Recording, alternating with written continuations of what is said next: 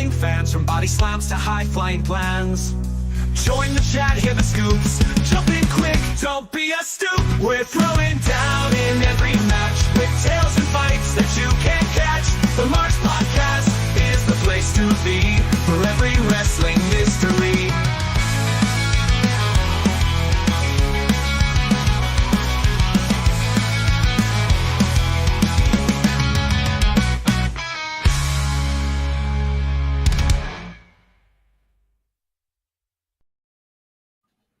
Ladies and gentlemen, this is Tony Chimmel, the GOAT of ring announcers, and you're listening to the Marks Podcast on YouTube.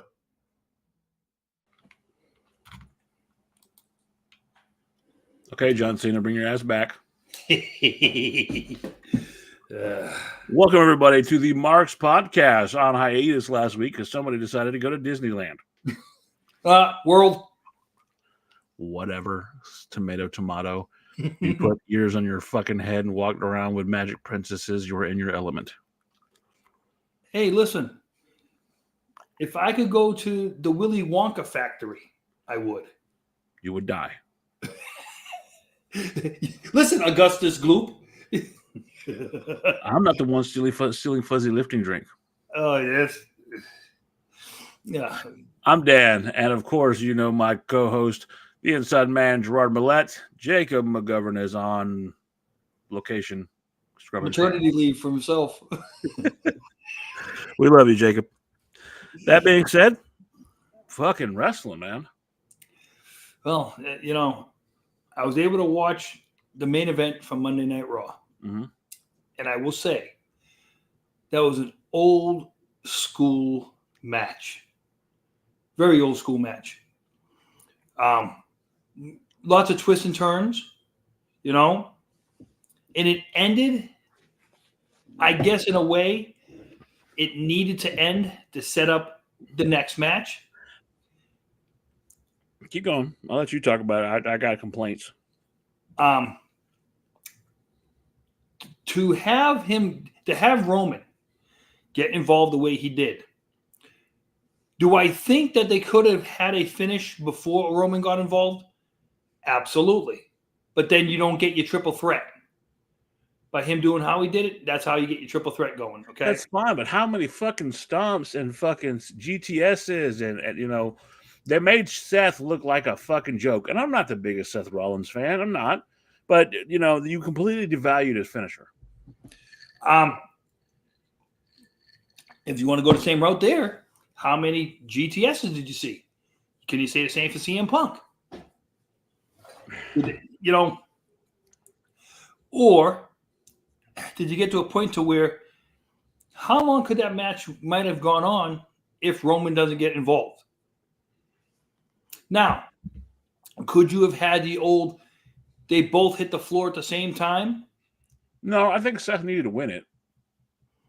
But I think he should have won a different way. I mean, hell, I could see him winning it by fucking, I don't know, Roman hitting fucking Punk with a cage.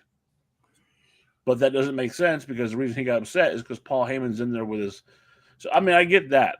I mean, they putting them in a steel cage match kind of ties their hands on that in that kind of match. Now, let's rerun that at WrestleMania in a steel cage. No, that's becoming redundant. But I mean, I'm just saying to add to it, to the way they looked at it and stuff like that, the way they did it, the finish, I said, I don't mind the way they did the finish. But it was an old school wrestling match. You had a lot of give and take, a lot of back and forth. The match was excellent. I'm not knocking the match itself. I'm knocking the overuse of finishers. When you start doing that, you know, you're doing something that I don't think anybody wants to do in the wrestling business right now, and you're becoming more like AEW. Well, let me ask you this. Do you think if they did it, in fact, remember, they're over in Europe now for 2 weeks. Yeah. You had to give something to go over to Europe too. You want to get that European crowd nice and hot. Because even though we all know in Europe, the heels can be the baby faces. The baby faces are heels in Europe. Great, and that's great because you have someone like Seth Rollins who's a tweener. You have someone like Punk who's very relatively a tweener, and in the same breath, you're telling me that the only thing that gets over in Europe is finishers? Are they that ass backwards? If you've ever been to We know Europe, the Canadians are. huh? We know the Canadians are ass backwards. Well, think about it. Canada still accepts the king as their leader. So you're talking about You tell me saying King Charles is demanding that WWE has nothing but finisher after finisher? no. What I'm saying is the fact of whenever you're going to a European country like this and stuff, you never know which crowd you're going to get. In America, you can predict crowds a lot easier than you can over in Europe. Because remember, those European crowds, Taker was a heel in America. Second time he walked into Europe, he was the babyface in Europe. And there's nothing they could do to not make him the babyface just because of his pure look. And that was it. How do you Okay, but Gerard, think about this. We're in 2025. Things are different. This is not the age of the fucking Legion of Doom rolling down to fucking Wembley on motorcycles with Rocco and fucking, Paul. This is 2025. Everybody's pretty fucking hip to the business. European strong style is a thing. You have Gunther as a fucking champion. No, my complaint is more or less with the finisher. CM Punk and Rollins, I think, look, Rollins is not my favorite wrestler, but I will never deny his talent. The man is fucking talented. He has the crowd behind him. He's an excellent wrestler. And I think Punk, and for his age and everything he's accomplished, what people don't realize is CM Punk, I believe, is the same age as Hulk Hogan when he started the NWO gimmick. I will look at it like this. So, in his thing is your complaint that the matches in general. Here's my thing, and you No. Again, let me correct that too, because it's not the match. The match was excellent. If I'm like pulling hairs here, the only issue I had is the overuse of finishers. That's it. They hit their finish too many times. Yes. Okay. Well, no. For a kick out, how many fucking stomps is Punk going to kick out? He kicked out of a stomp GTS combo. Now, I can agree with that. Now, basically saying is, I've always been a person who, your finisher is supposed to be a finisher. Yeah. Okay. And wait, what were you just bitching about before we came on? Someone kicked out of a fucking tombstone in AEW. Correct. He kicked out of a tombstone pile driver. And what was I saying? Somebody for 30 years had that move and nobody kicked out of it, basically. But then they go and use it for something like that. Does it weaken the finisher or does it make the man look better? Now, let me ask you this. If they had pulled other people's finishers out of the hat and used those and then just used their finisher once. Here's always been the argument for finishers, as far as using someone else's finisher. If you use someone else's finisher, you're not the one who's adept at using it. That was always the big thing about the DDT. No one ever kicked out of Jake Roberts' DDT because he perfected it. Fair. I'm going to say that Seth Rollins cannot perfect the GTS like CM Punk. Great. So if Punk kicks out of his own finisher, understandable. But when you hit him with both your finisher and his own finisher, then I have a problem with that. Well, how many times did Seth Rollins go for the pedigree? But that's not his finisher. Correct. How many times did he go for it, though? Yeah. And, it's one of those things, during that match, I was expecting other people other than Roman Reigns to come down. I was expecting other people. Okay? And, when you're expecting other people and they only hit you with one,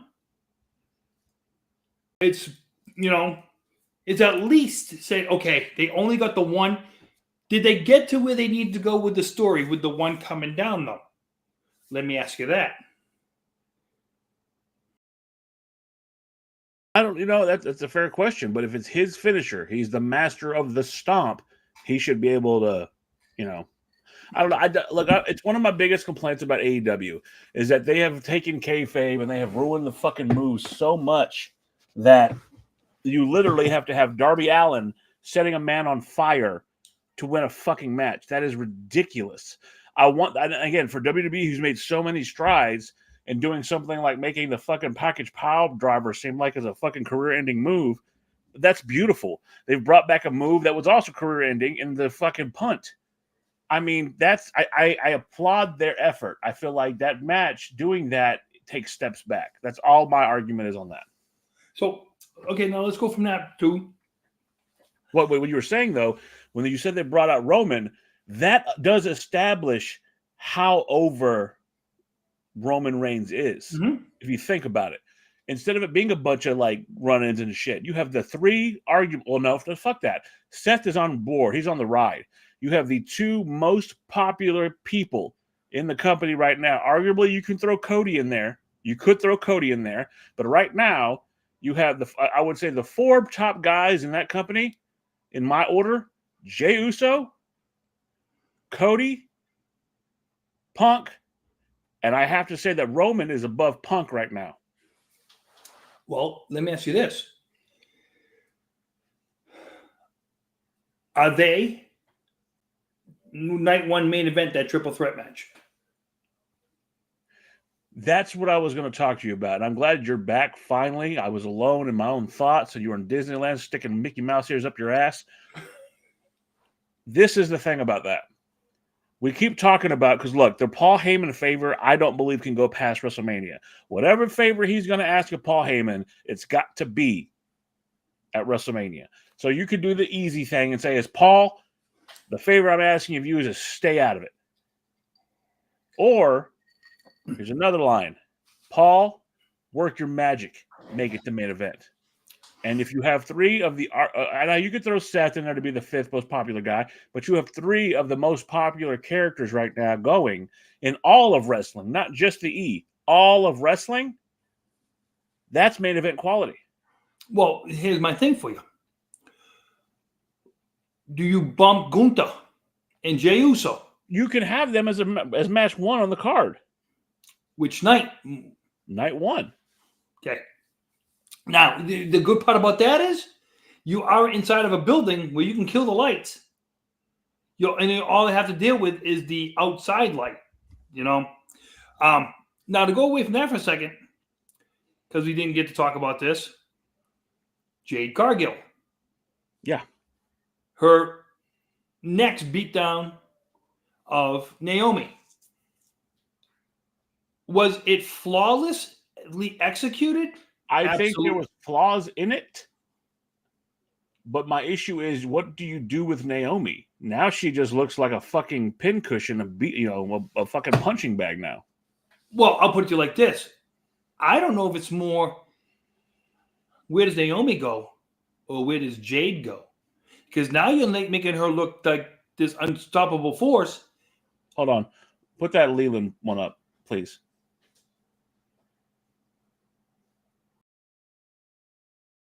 I completely understand, but at this point, I don't know what the favor could be. I'm grasping at straws now because we're running out of time. And if, again, my theory is correct, that's it. Like, WrestleMania is the date as a deadline for that. Just like Gerard wishes there was a fucking Money in the Bank. Well, Money in the Bank has a deadline too, and that's called the next Money in the Bank. I feel like this is the end for that favor. What I was going to say is, when it comes to Jade, she's looked strong her last two times out. Yeah.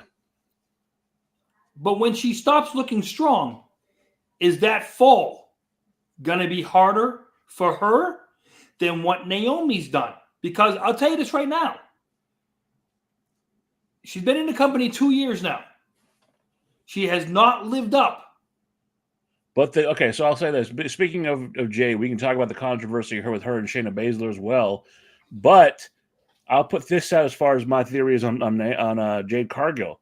What I'm thinking is, WrestleMania, you're going to have Naomi and Jade Cargill. They're going to say that Jade Cargill is going to destroy this woman. Here's my counter to that. She is going to beat her ass. But then you're going to have Lash Legend and that other girl from NXT, not Next, show up, and they're going to form a new faction.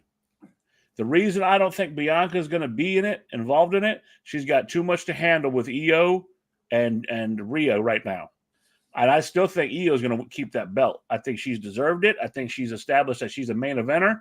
I think that people want Io Sky to be, again, she'll always be Io Shirai to me, but Io Sky has established that she is a big deal. Well, let me ask you this.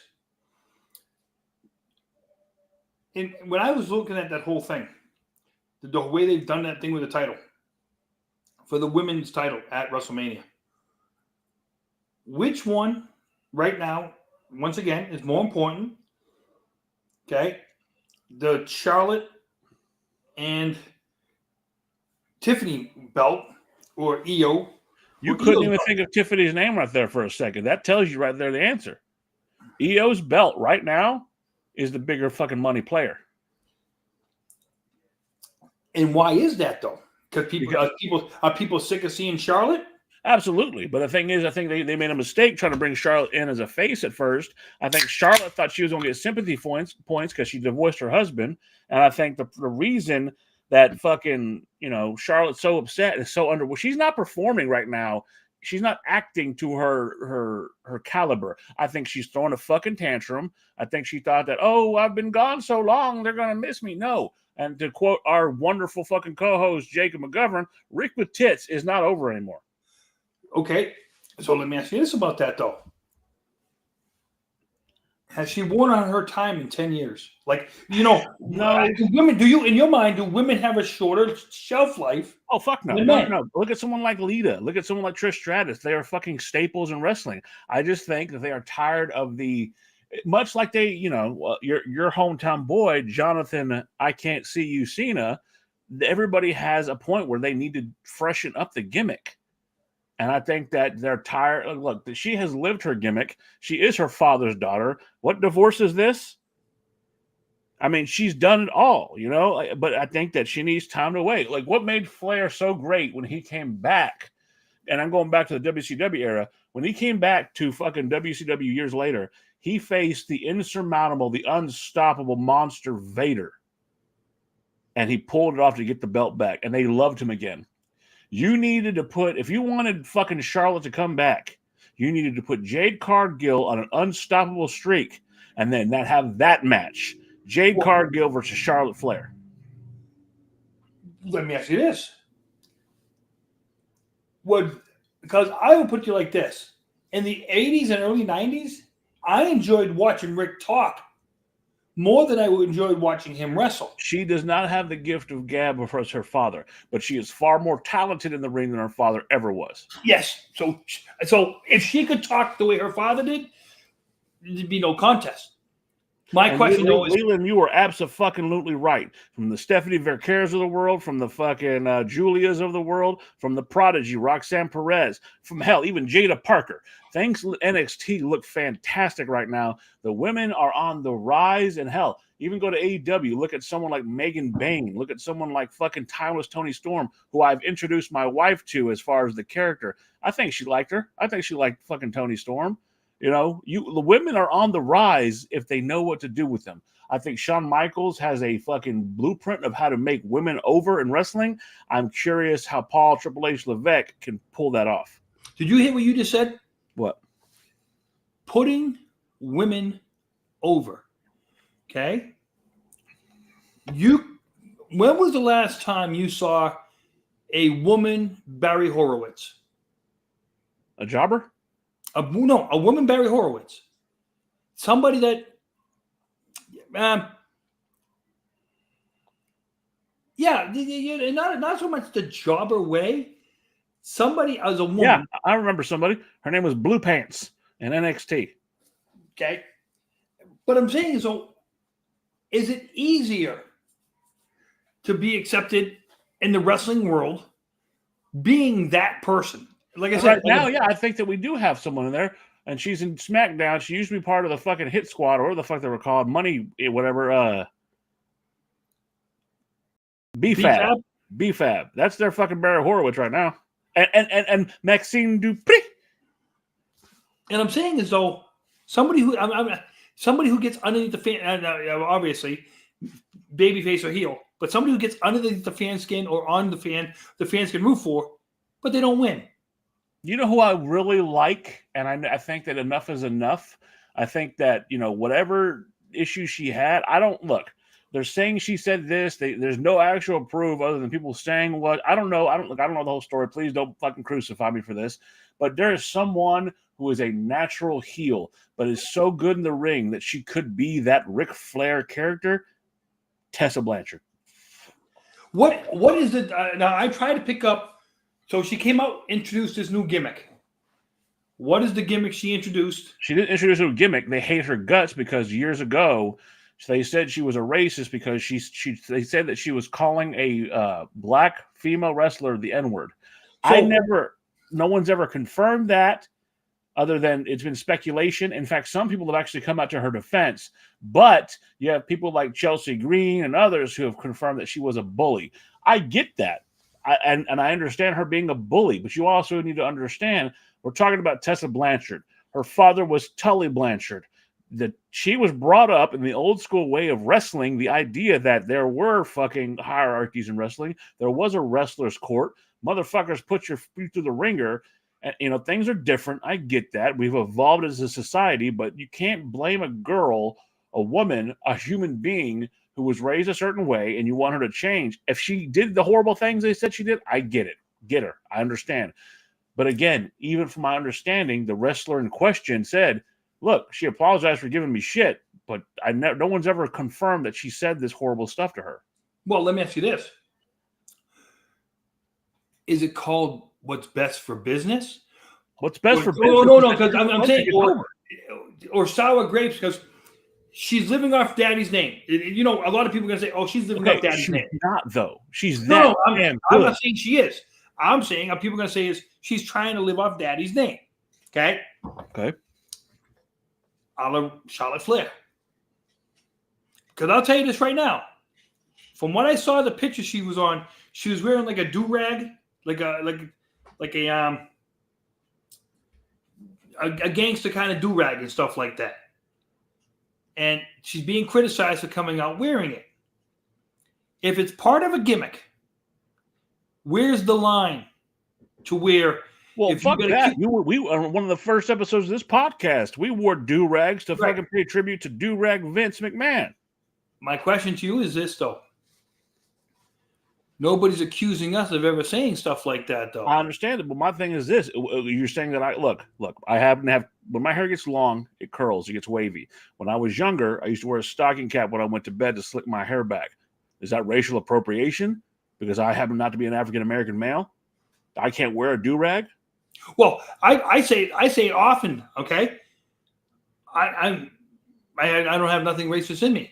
I'll be fair. Remember, if you remember Jesse and Festus, the character Jesse, when he split away from Jesse and Festus, was also wearing a do-rag. Is that racial appropriation? Here's my question for you. Why is it only racial stuff when, it's being done by one side?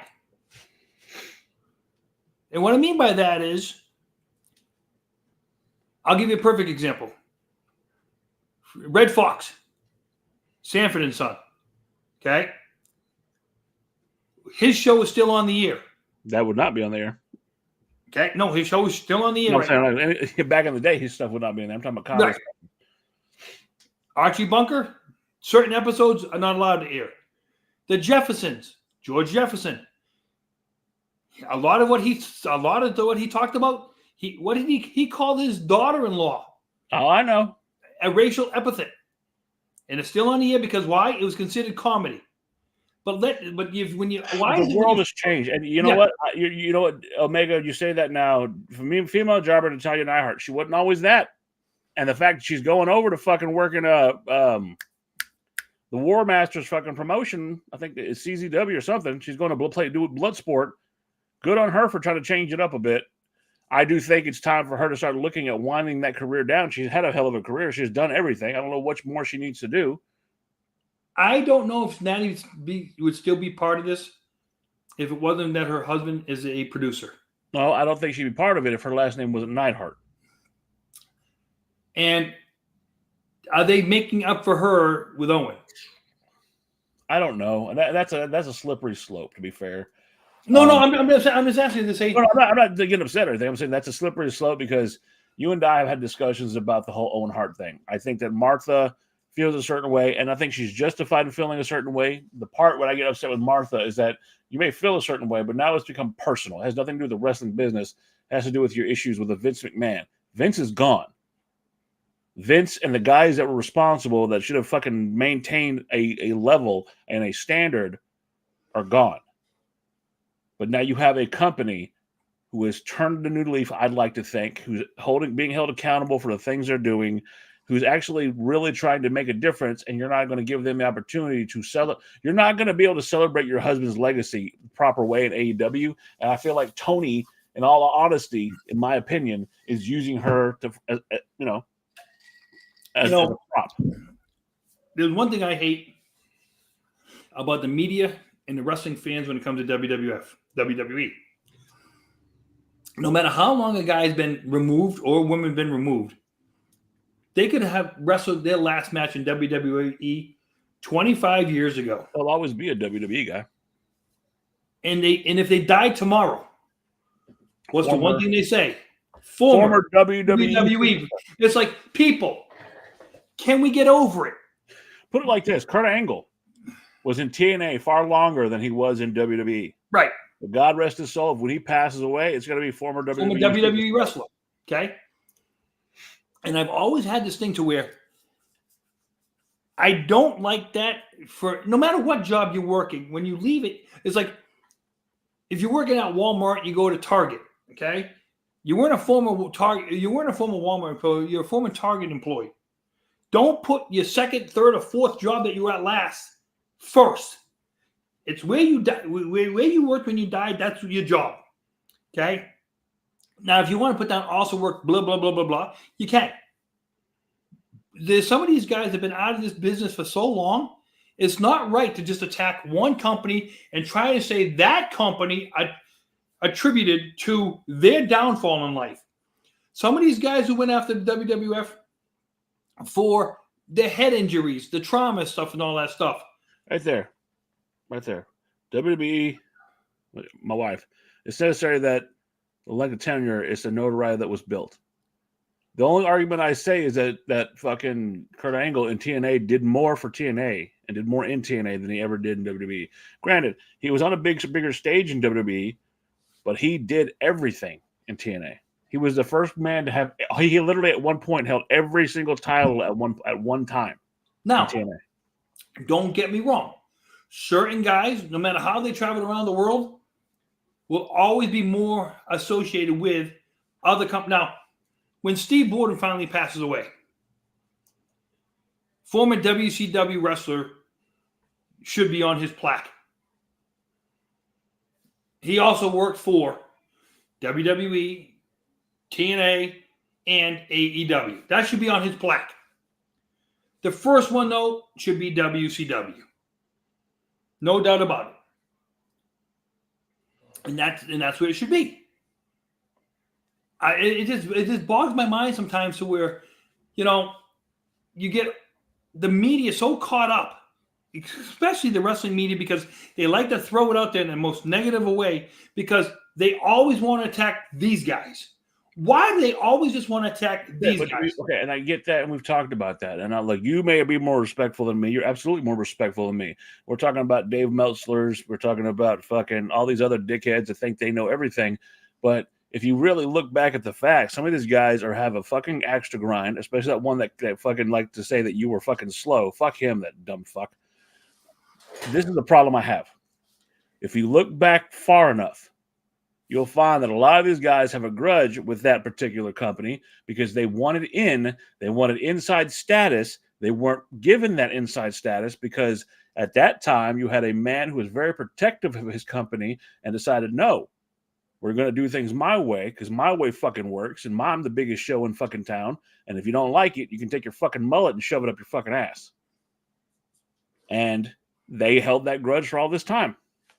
And the sad part is like this. For all these ex-guys who now, because you have the former guy who's in charge, now is coming around because why? Because they're near the end of their life and they want that extra money just at the end of their life? Is that why they come around? So now time has finally ended all means? Or was it the fact of nobody ever said the fact maybe you screwed over the other guy and didn't want to deal with him because of issues you had? I am not defending the old man. I'm just saying, though, was it all his fault that all these wrestlers decided we're not doing this when he's there? Or could some of them just have such a big ego, I'm not working with him anymore? No, and I agree with that. I'm not defending the old man. In fact, I'm not a fan of the old man. But that old man made wrestling what it is today. No one can ever deny that fucking Vince McMahon made wrestling what it is today. But it got to a point, and I'm going to go to Leland's fucking. Yep, I see it. It got to a point where the old man was hindering the fucking business for at least 10 years, and he was dragging it down like an anchor. See, oh shit! But dragging it down because you no longer have the it factor in your mind. Dragging it down because he had become very much delusional in what he thought was wrestling. I can tell you right this, the only reason the Attitude Era happened is because he ran out of fucking ideas and his gimmicky fucking carny ass fucking show wasn't working. So he finally said, fuck it. Do what you think you got to do. Let's throw spaghetti at the wall. He got lucky enough to have a young half black, half Samoan male who went out there and rocked the world with fucking catchphrases and an athletic build and moveset that changed the game. Hold on. And then a fucking double-studded, bald-headed, fucking beer-drinking asshole from the great state of Texas that decided to say, fuck you, and make this a fucking symbol for the working man of this country who lit a fire that I would argue, and I think most people would agree, was bigger than Hulkamania. The only argument I would ever have to say about that was longevity. You know, Austin. The only reason Austin was not longer than than Terry was because of his neck issue. Mm-hmm. That's it. And but I'll put it like this. So he came out. I just saw something today. He came out and he's talking about his legacy. He goes, and that's something for you guys to decide. I'm not deciding it. I decided my legacy a long time ago. Omega, you seem to be on a Natty Neidhart thing. Go ahead and pop that up real quick, and I want to acknowledge that. I will acknowledge it. Give me a quick synopsis of Natty's career, Dan. Let's see if I can see that Natty who was or is a jobber. Was a jobber. I don't think she was a jobber. I think that her career, she's done everything. She's won the women's world title. She's competed in the very first Royal Rumble. She has won, again, any kind of style match. She's done it all. But what's more important about that is she has been an influence to the next generation of wrestlers. If you listen to anybody, go ahead. Hey, Dan, I will put it like this for this guy. I'll tell you why. She enhanced more talent than talents enhanced her. I would compare her to the Terry Funks of the world. Terry Funk went to ECW with one goal, to get that company off the ground. Natty Neidhart, there would not be Paiges, there would not be Emmas, there would not be AJ Lees. None of these women would have gotten to the caliber that they did without the influence of people like Natty Neidhart. No, her legacy on the business has that's changed. why this is why I would consider her a jobber, because she helped more women up the ladder than she knocked off the ladder. That's what I'm saying. She's not. I don't think she's a jobber because she's had a marginal success. She's accomplished so much. A jobber doesn't win the world title. No. Because remember, no. Yes, they can. Because in today's if you bring up Jinder Mahal, that was a fucking no. In today's wrestling world, the jobber is not what we used to consider in the 80s and 90s. We're not talking about the Mario. We are not talking about the Mario Mancinis of the world. When you talk about jobbers, I think Brooklyn Brawler. No. I'm talking about the Natty Neidhart was a great enhancement talent because she had the name. She gave up more than she accomplished. I will absolutely agree with that. To get more women up that ladder. Again, So and that's her credit right there. So I'll say this: without her, we wouldn't have what we have today. I will stand on that fucking hill. I wouldn't say without her. I'm saying she's one of the women that built the women division into what it is today. There's not very many women you can count on that list. Natty Neidhart's one of the. She became unselfish for the betterment of the business. Is that fair? Okay, yeah, I agree. The next one, do I think Vince would get the Hogan treatment? No, I think he'd get worse. No. I think that they would fucking tar and feather his ass. I'm going to put it like this. What building? There's certain buildings he walks out in, he don't get booed. I think you've lost your fucking mind. No. I'm just saying is, I think Madison Square Garden, he doesn't get booed in MSG. Where was the first Saturday Night's Main Event? The recent one? Was that the Long Island? That's New York? Yeah. Vince is getting booed. I'm saying they booed fucking Hulk Hogan. Right. At Saturday Night's Main Event. In LA. No. They booed Hulk Hogan. They were so worried about him getting booed. They did not put him on. You could say it was for his fucking daughter's baby or wedding or whatever. Right. They were going to boo his ass out the ring. The man is pumping a beer called Real American. No. Okay. Hulk Hogan hit a broad in the head with a fucking beer can. He fucking walked out on a fucking signing when he had 50 people left, whatever it was recently. And I still think he has done less to harm people than Vince McMahon. I'm glad we're talking about these two individuals. You want to go into that already? We got to have some. Yeah, we got some time. We got to be able to do this so we can work in everything around it. But we can go to that. So today, we have been planning this.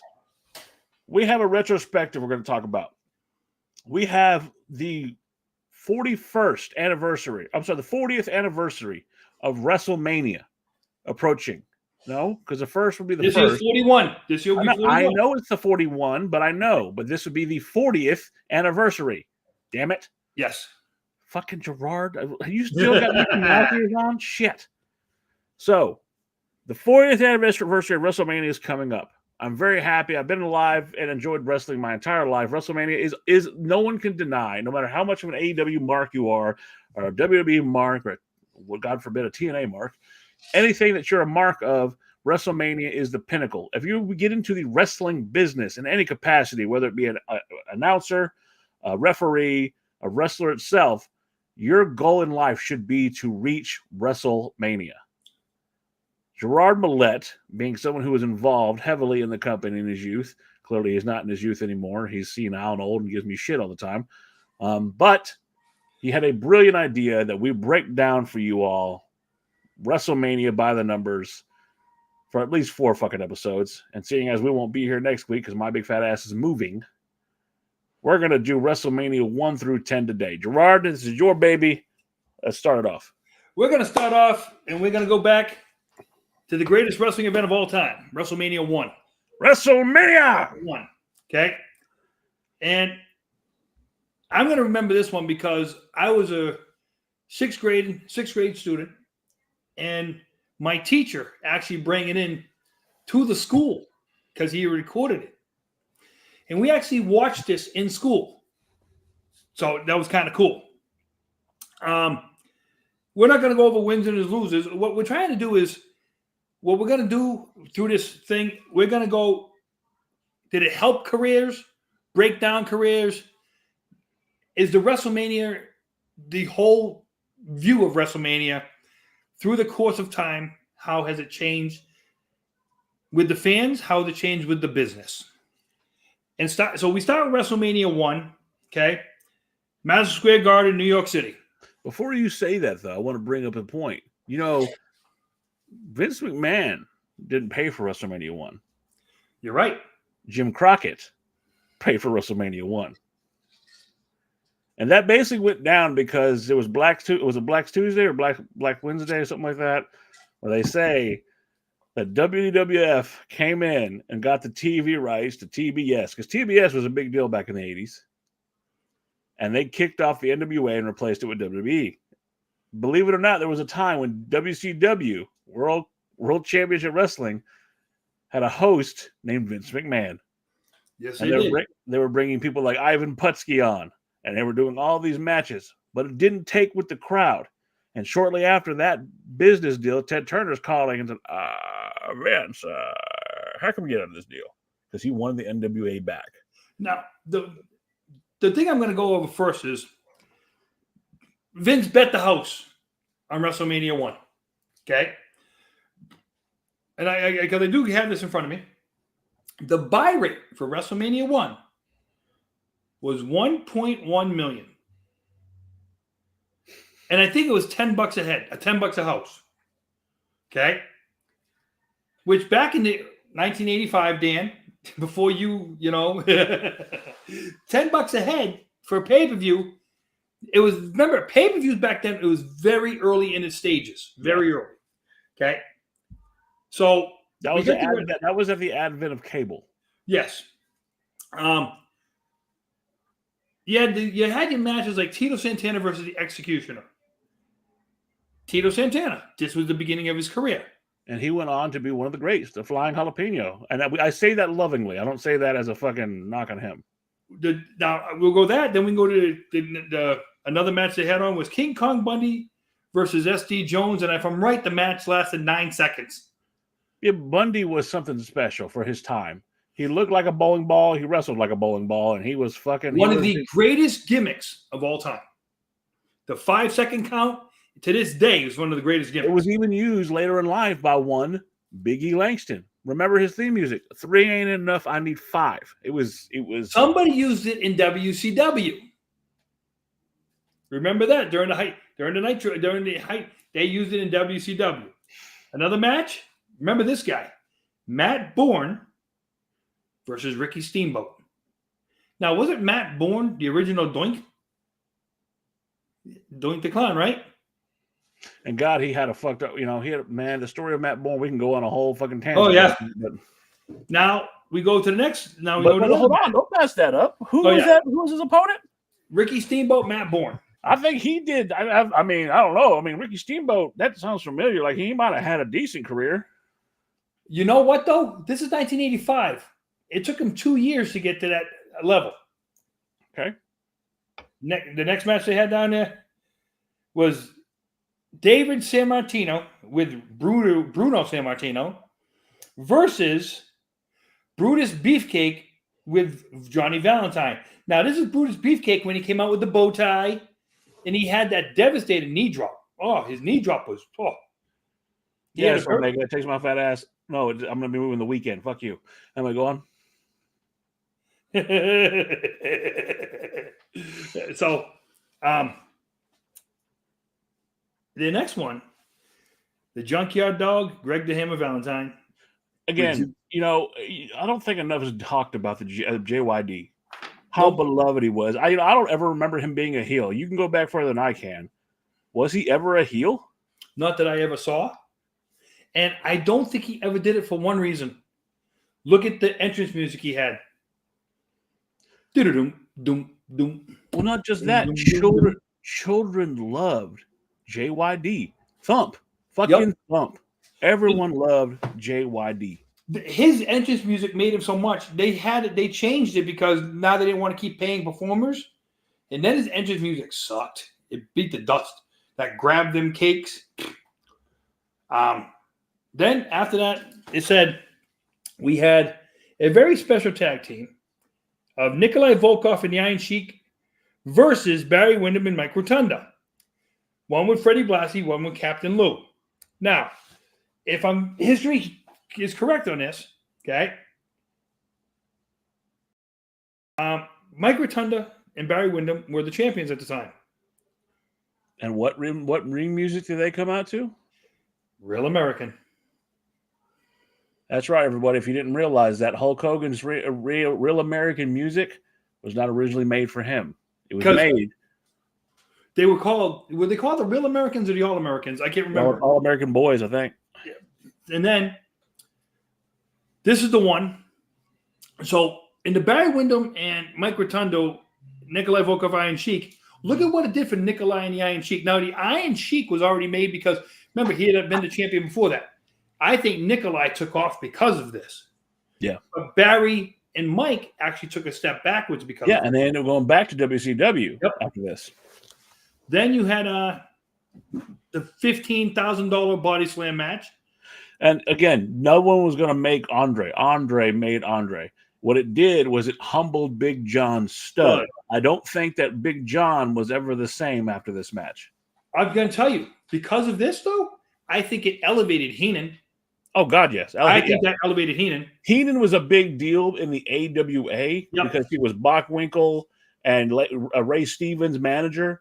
The weasel gimmick that he did with Greg Gagne and all that other stuff. But this brought him to a main stage level. And then you got WWE Women's World Title, Wendy Richter versus Leilani Kai with the Fabulous Moolah. Now, Cyndi Lauper and Dave Wolf came out with Wendy Richter. I'm trying to remember, though, I don't think Wendy won the title. She did. I believe she did win that night. It was Wendy. Yeah.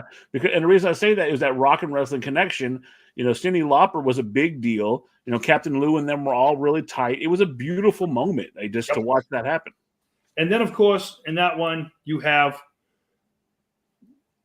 Paul Orndorff and Roddy Piper with Bob Orton versus Mr. T, Hulk Hogan with Jimmy Snuka. Okay? Now, did you need Mr. T in this?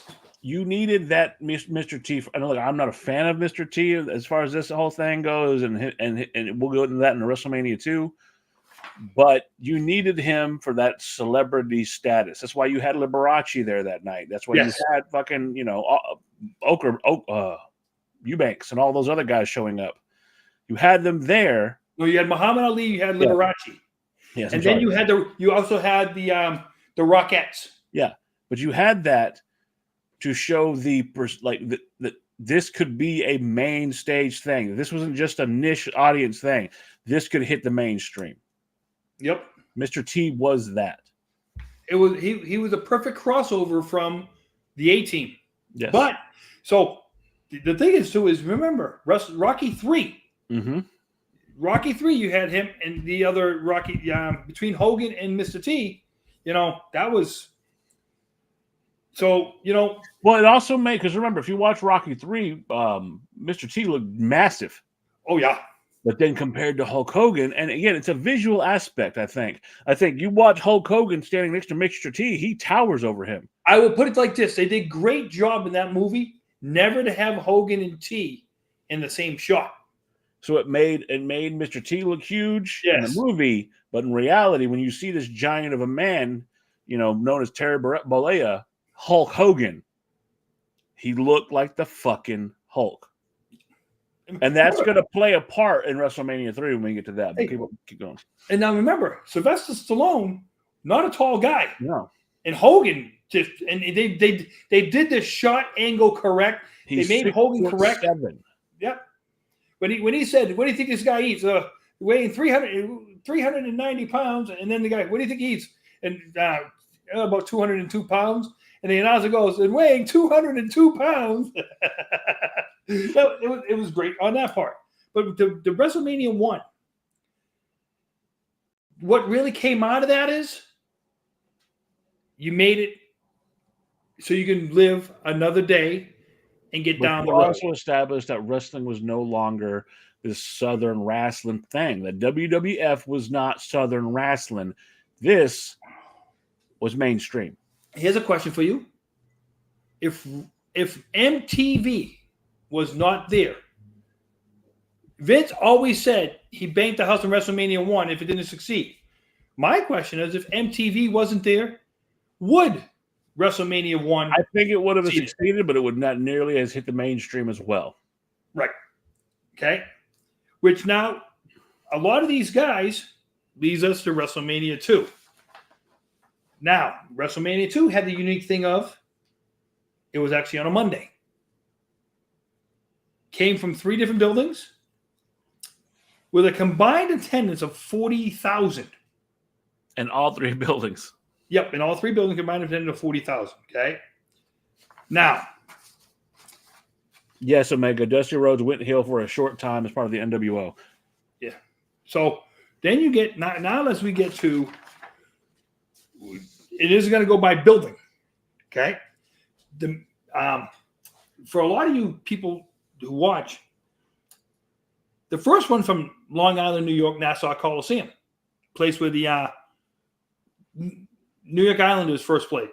They moved since then. The Magnificent Morocco. I'll tell you, growing up in the 80s, he was a hell of a guy to watch. But he came out with Mr. Fuji. Him and Paul Orndorff. Paul Orndorff had turned babyface at this point. Obviously because of Bobby Heenan. Okay. Now, the next match that they had over there, this would be huge a year later. George Steele and Randy Savage. That match, like I say, so that match would affect a match a year later. But see, you're talking about the infancy whenever he was Macho Man Randy Savage. Yes. I don't think he had Elizabeth. No, he didn't have Elizabeth. Yes, he did have. He did have her. Okay, so this is right at the beginning of that. Yes. It was a big deal. You remember you had Heenan, you had Albano, you had the Grand. No, you didn't have the Grand Wizard, but you had a bunch of other guys who were vying to be the manager of this new young star from Sarasota, Florida. You had the mouth of the South trying to recruit him. You had the Macho Man, Randy Savage, and all of a sudden he comes to, I go, no, my new manager is going to be, and he points at the entrance, Miss Elizabeth. And she comes out, and I remember watching this later on in life, the most beautiful woman wrestling had seen up to that point. Now, I know you have a soft spot for Sherry. I love me some Sensational Sherry. Oh, yeah. Miss Elizabeth was the personification. Well, I kind of had a soft. Hey, like I said, I could have had a soft spot for both of them. I know you. Well, you being her driver. I will say this: she was the personification of beauty, elegance, taste, and class. She was everything that the Savage was not. She was basically King Kong's hostage on the Empire State Building, and I think that's what they were going for.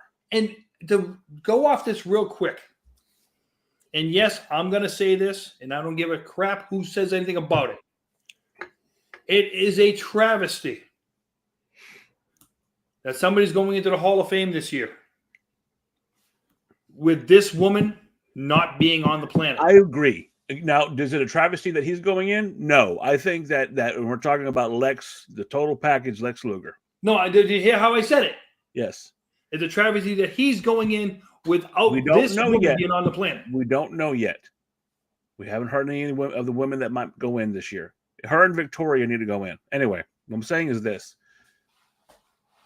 It's hard to put her in with the way she passed away. Okay, it's hard to look past that, but in the same breath, look at Luger. I think Luger karmically has suffered enough. I think that for whatever his involvement was, I have so much. I feel like he's suffered enough. I think he's dealt with enough. He turned his life around. He even said, he goes 20 years ago, I thought wrestling was a dead end for me, and there was nothing else. That was I had gone down such a dark path that there was no redemption for me.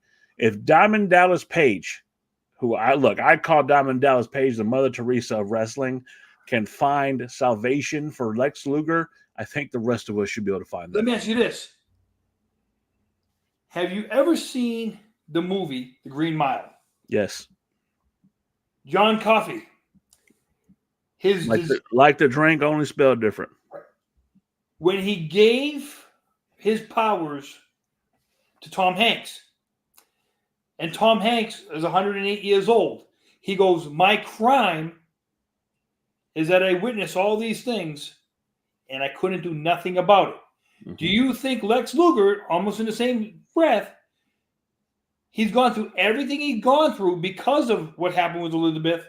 I agree. In living, with that. And I'm saying in living is the penalty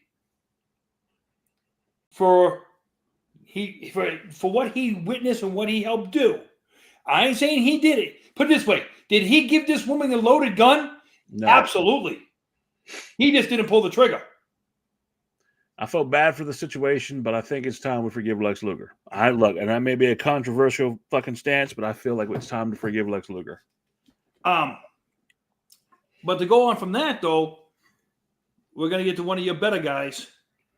Jake Roberts defeated George Wells. You damn fucking right he did. A With what? DDT. You damn right. Then we get to, in my mind, actually, I thought this was actually should have been the main event of the whole show. Mr. T with Piper. There's a lot to be said about that, and you know, there was actual heat there. Oh yeah, Piper hated the fact that somebody from the outside was trying to come into the business. Hated it, and he stated it. He goes, he's coming in taking money out of my pocket. But at the same time, they taped down Piper's gloves and his fists, so he couldn't actually get. Yeah, the thing was, what did Piper say? I was a fighter before that. Before I was a wrestler, I was a fighter. So he wanted to see how good Piper. He wanted to see how Mr. T could actually fight.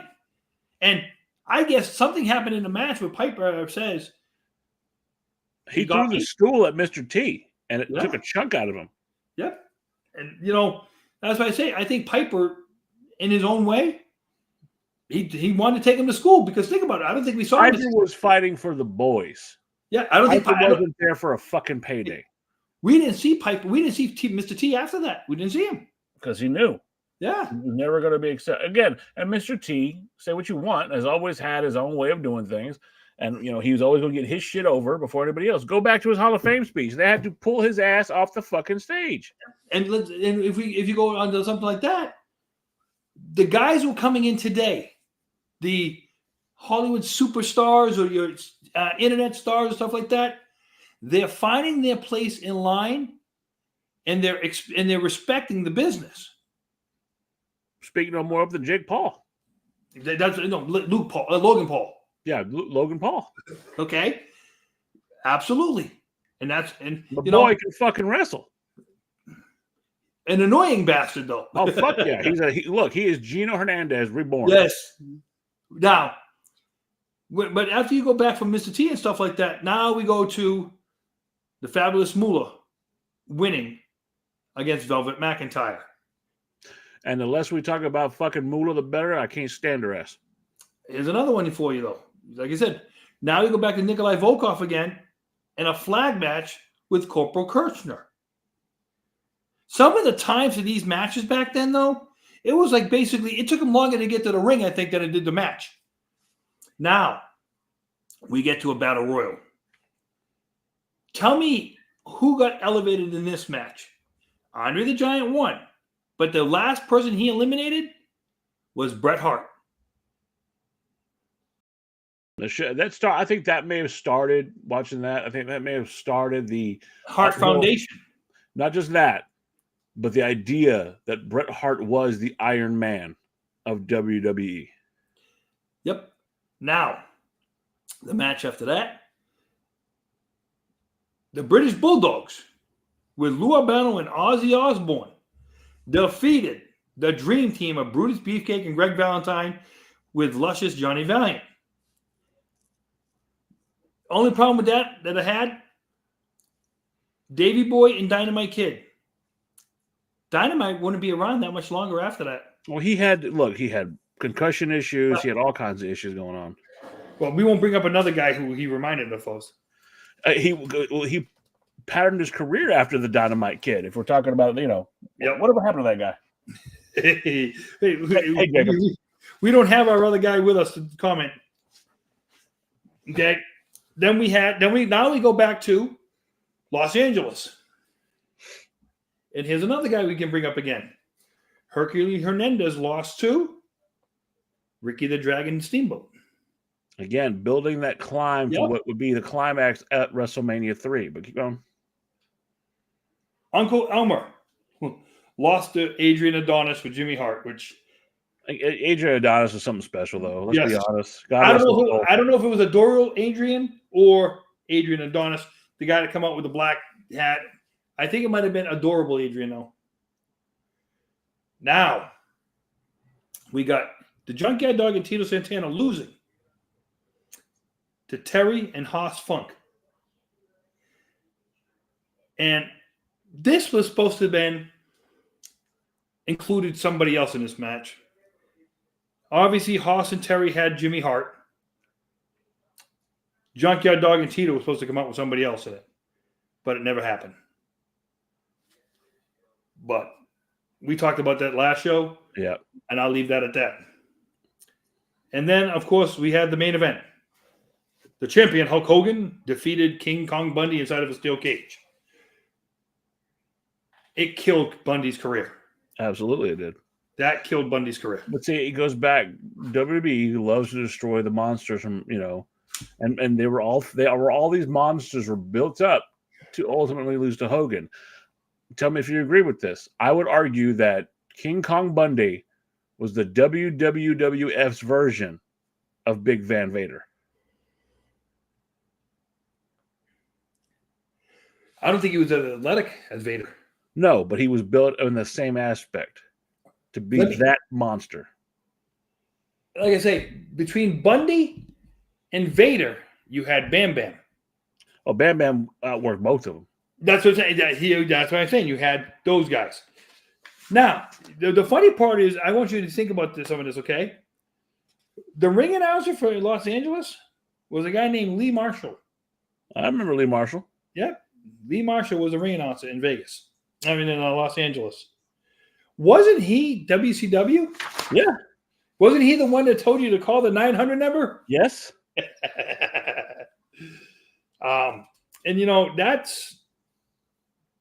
that's pretty good.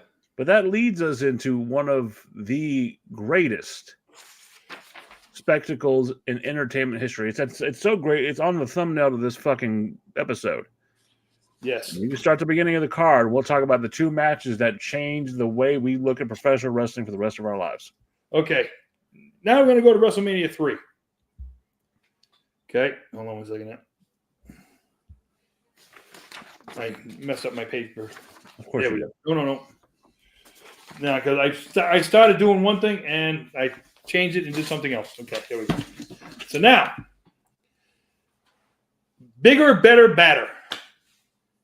March 29th, 1987, and I will say this was the taking off point. The other two saved the company.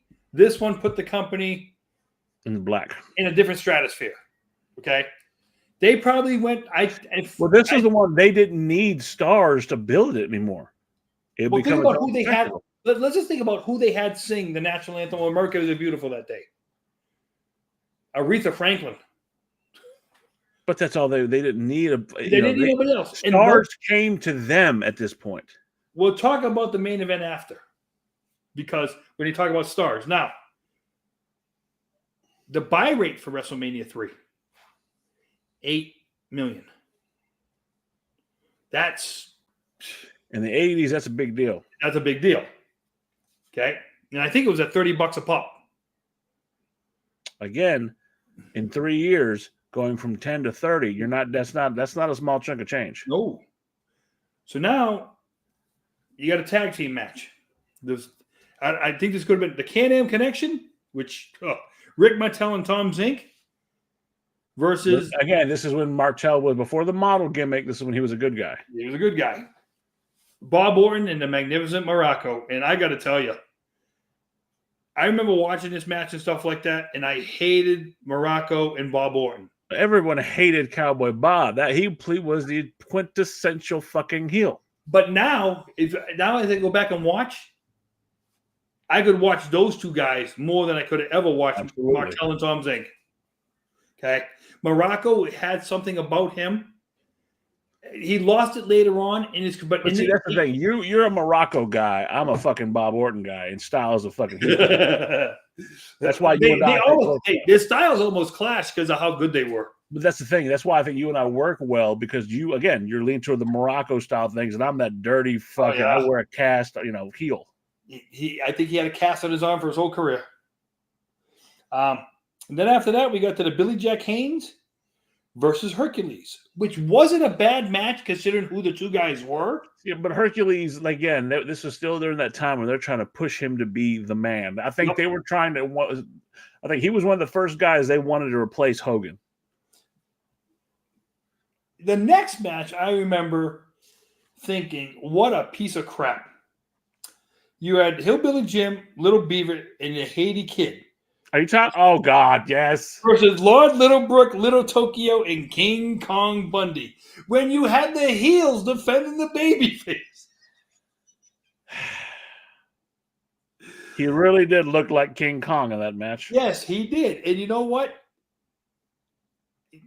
Like I said before, it was really starting a downturn for him. Bundy was just being used as a jobber, basically. And it just, I just think he was running on a contract, And then you had the loser must kneel and bow match. Okay. The Junkyard Dog versus King Harley Race. That was never going to happen. Nope. And at the end of the day, you see that motherfucker, you see one of the most infamous pictures of all time. Junkyard Dog got the crown on his head. Yep.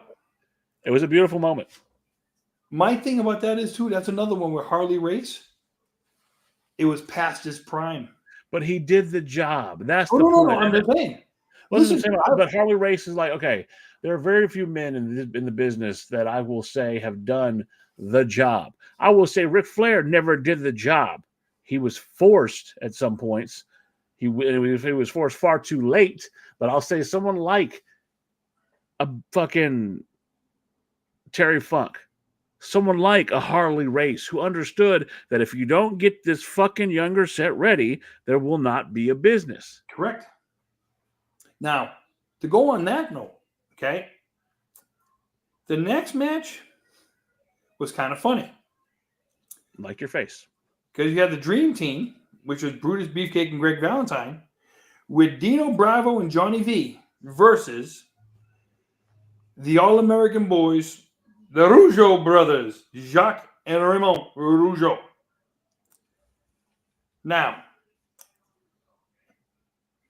Greg and Beefcake did not need Dino Bravo and Johnny V out there with them.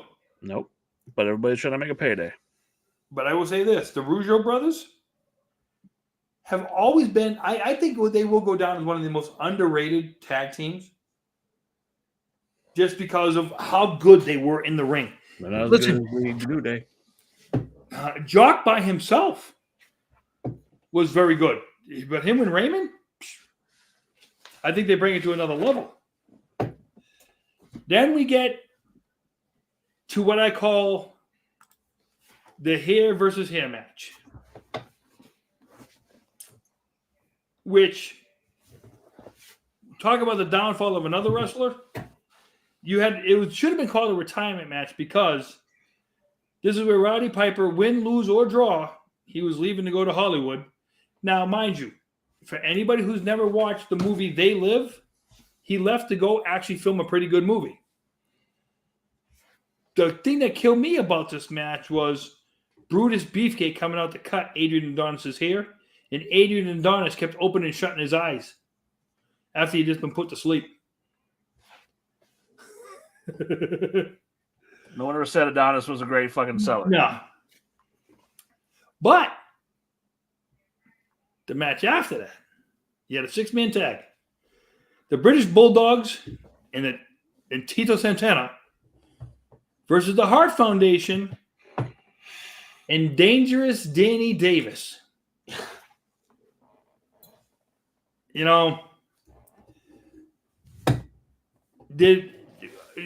mind you, once again, Dynamite Kid. Had his issues. He's still here. He hasn't left yet. I think this was the last. I think here was the last WrestleMania he fought in. I think he would actually leave after this WrestleMania. But then to go from that, then we go to Coco Beware versus The Natural. Butch Reed with Slick. I think that was a squash match. But I think you and I agree that Slick never got his just due. well, that's because he was working with that white guy. I'm sorry. You will not talk ill of the African dream. Dream. the Akeem, the African dream. Then from there, we go to, in my opinion, one of still the top 3 WrestleMania matches 40 years later. Ricky the Dragon Steamboat versus Macho Man. And we were talking about this before we came on, and how, yes, Ricky won. And it was a slow build from 1, 2, and 3 to get him to this place. Just like it was a build for Macho to get to this place. But I think Macho Man overall grew more from this match than Ricky ever did. He didn't lose from the match. No. Ricky did. From this match, you got the infamous fucking promo. Cream. No. Yeah. It was the cream of the crop pro. He blamed everybody. He said, he pointed at Jack Tunney and said, "This is your fault I lost his belt." Now, to be fair, like I say, Ricky Steamboat was chasing his belt for a while. Mm-hmm. He lost it quicker than the amount of time he was chasing it To for. your favorite fucking wrestler, too. Which is going to bring me to my next match. Jake the Snake with Alice Cooper versus the Honky Tonk Man with Jimmy Hart. Who got dropped in their ass. Yep. Now, it didn't hurt the Honky Tonk Man that much. No, because they will eventually go on to become the longest reigning Intercontinental Champion of all all time. time. Especially for you up there in the cheap seats. But think about it. From 1987, when he won. So this was 1987, the beginning part. Up until August of 1988, Honky Tonk Man would almost be on the top of his game for that good amount of time. But then we go to another match. Nikolai Volkov, the Iron Sheik, versus the Killer Bees. 2 other guys. We're slowly starting to get to that point. Yep. I think a lot of these AWA guys that Vince used were slowly but surely getting away from the work schedules of the WWF. You didn't work these Also schedules. remember, this was the time when fucking Iron Sheik was saying that he hated Jake St. Roberts because he would not share his cocaine with him. No. Remember, Iron Sheik got caught with Hacksaw Jim Duggan. No, I know that, but there's also a time when Iron Sheik smuggled cocaine for fucking Jake the Snake because you're a pussy, Jake Roberts. I smuggle your cocaine and you do not share your cocaine with me. Okay. Now we go to, like I've said before, Andre Hogan. You and I, on this very program, have gone back and forth about the idea that the belt should have been On split. Andre. Yes. My thing is, though, and why? Because I believe, like we've all said, Hogan winning this match had nowhere to go after he beat Andre because he already was the champion. Where would he have gone if he had gone into the match to win the title? And the thing is this. You could have done the same promo. The same crucifix thing could have happened. He could have said, "I come to challenge you to a WrestleMania." And the reason why he was going to do that is because he was tired of everyone loving Hulk Hogan and Hulkamania rather than loving him. The ninth wonder of the world. Fucking Andre the Giant.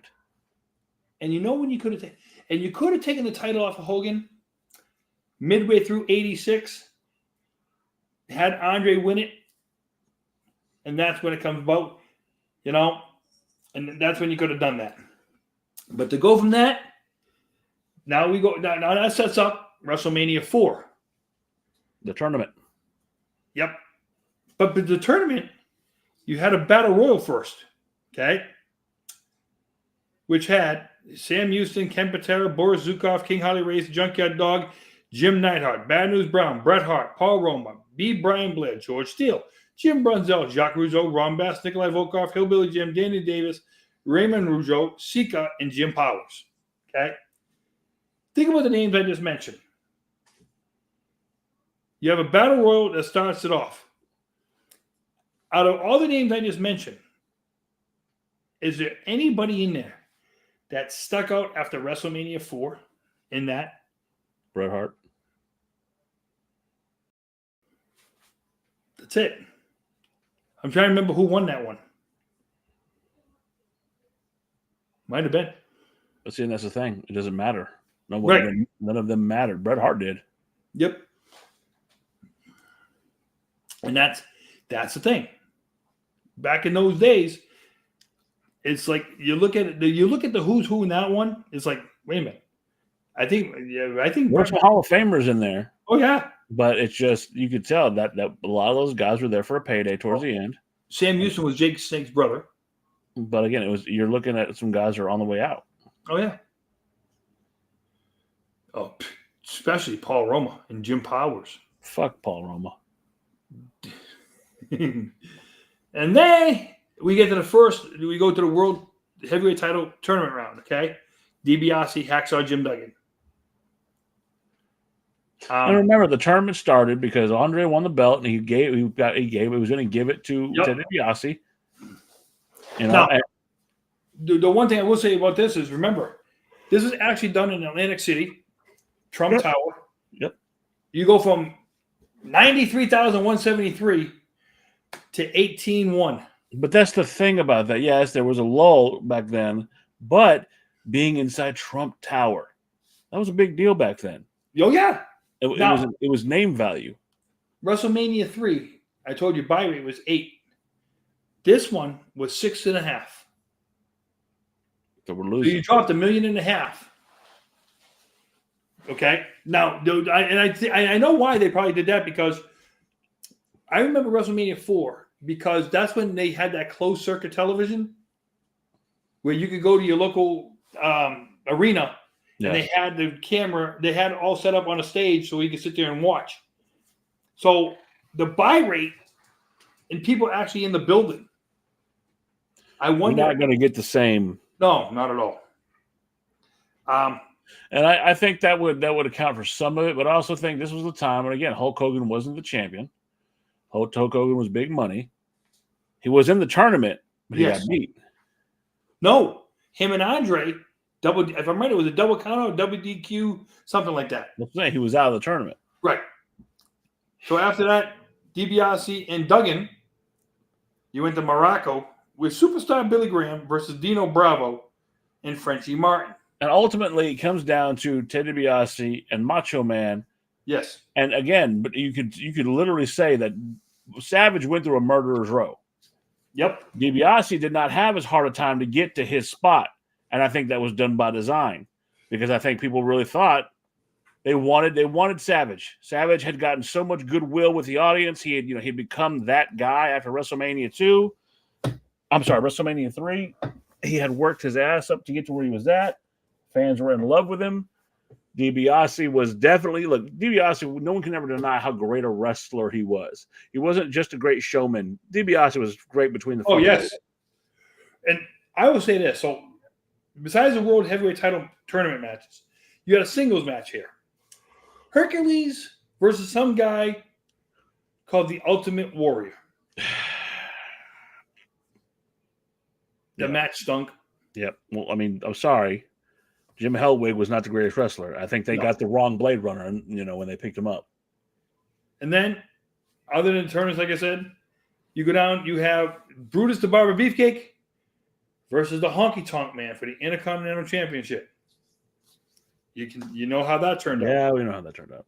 6-man tag match. This was very interesting, this one, though, because you had Bobby Heenan and the Islanders, Haku and Tama, versus Coco Beware and the British Bulldog. The storyline behind that match was a great storyline. This is when Bobby Heenan was dressing up in the dog catcher's outfits and stuff like that, walking around with a leash with no dog. So it was a great storyline and stuff like that, but it did nothing to elevate Anybody anybody. Okay. except for Bobby, Yes. because it's Bobby. You had a World Tag Team title match, which you had Strike Force versus Demolition. Now, Strike Force was Rick Martel and Tito Santana, so that just goes to show you Rick Martel had already moved on from Tom Zink. Because Tom Zink basically walked out the door. Nobody They cared. went from the Can-Man connection to Strike Force because Tom Zink walked out the door. And then you had the main event. And Ted DiBiase put a beating on that man. I would say the way the whole match went down, it was very good how they put the whole match together. And I would say because Ted DiBiase really made him work. You had a weakened Savage going into a match with a man who was still pretty fresh. And you really thought that, you wanted Macho to win. You wanted him to come out on top, but you didn't know. And I'll tell you why. Because you just saw what DiBiase did to get the title. Remember, it was only a month and a half before this where he tried to buy the title. Now he was actually a pin away from earning it. Which if they had done it the other way, let's talk about this for a second. If they had done it the other way and gave DiBiase the title, and instead of buying this title, I won it. Where would that have taken him? This blows my mind. Never won the world title. Never needed it. Nope. I was always frustrated because because I liked Ted DiBiase, that he never won the world title. But then I think about it now as an adult. He never needed it. Oh. He was so over as a heel. You could never turn him babyface, but he was so over and so talented in the fucking ring. He could have beaten anybody for that belt at any time. He had the fucking skill. Never needed it. Have the $1 million belt instead. That was money. Literally. Now we go to the same building for the following pay-per-view. Okay. The following year. The destruction of the mega powers. The buy rate went down again. Okay. King Haku, bless you, versus Hercules. Okay. Again, Haku being one of the most dangerous men in all of wrestling. Then we get to the Twin Towers, the Big Bossman and Akeem, versus Marty Jannetty and some snot-nosed punk named Shawn Michaels, the Rockers. The beginning of, a future Hall of Famer here. Then you go But again, the Rockers are simply WWE's answer to the fucking Rock and Roll Express. Do you think they passed them? No. Okay. Because, look, Robert Gibson is still wrestling. Yeah. Ricky Morton is still fucking wrestling at 90,000 years old. Yeah, I think, heck, even Sean's lost his hair, along with his smile. And Ricky Morton still got some hair, so fuck that. Ted DiBiase versus Brutus Beefcake. Now I'm trying to remember if this is before or after Beefcake's accident. I think it was before, because I know the next year they wanted Beefcake to take the belt off Hogan, but it ended up becoming. No, because he was supposed to take. Okay, yeah, you're right. This is when he came back, because he was supposed to take the title from Honky Tonk Man, and because of the accident, he couldn't. Okay. Now we go to the Rougeau brothers again versus the Bushwhackers. Did you ever believe that they were Hall of Fame worthy? The Bushwhackers? Yeah. I think that they were beloved by the crowd. I think they were a gimmick tag team. I think when they were the Sheep Herders in WCW, they were far more dangerous. Yes. But when they came over, they were a gimmick tag team. They were past that prime.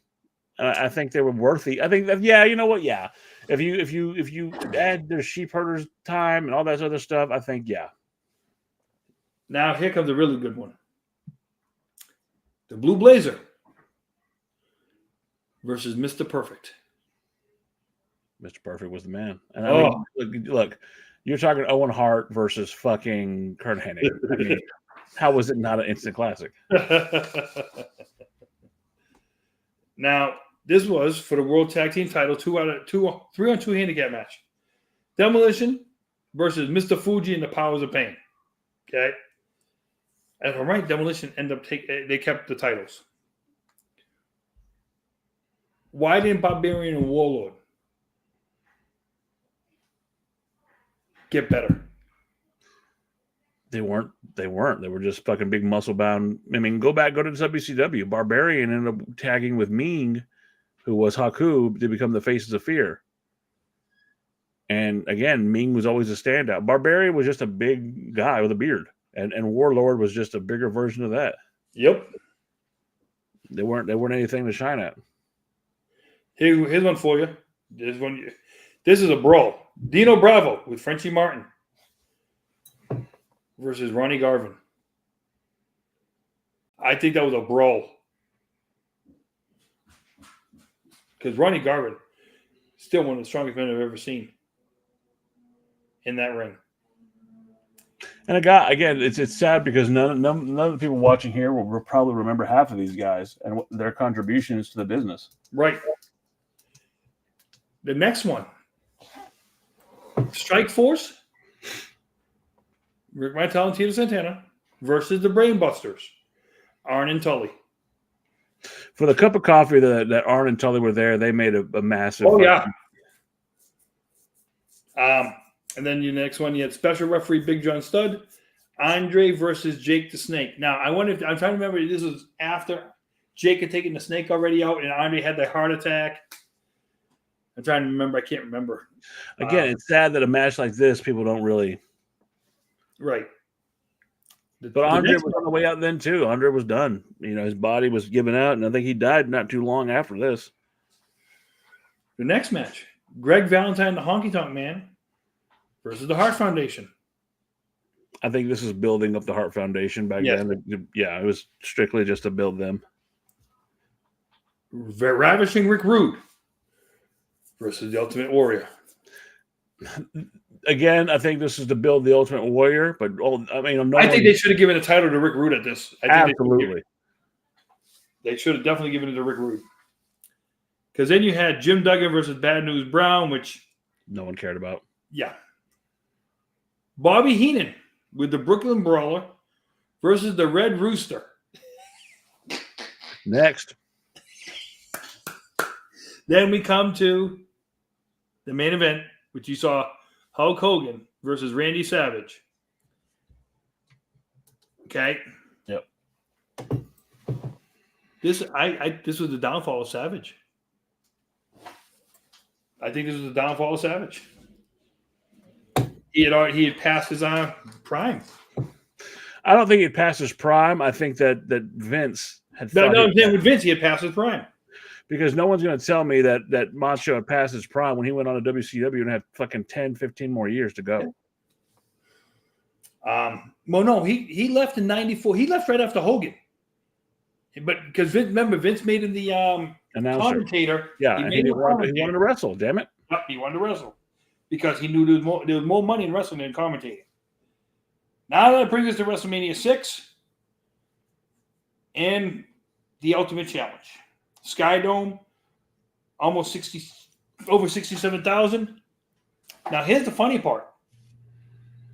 The past couple ones I told you in the 6s for buy rate, 3.8. So WrestleMania 3, you're at 8 for buy rate. You're down to 3.8. The dark match. This is the dark match. The Brooklyn Brawler versus Paul Roma.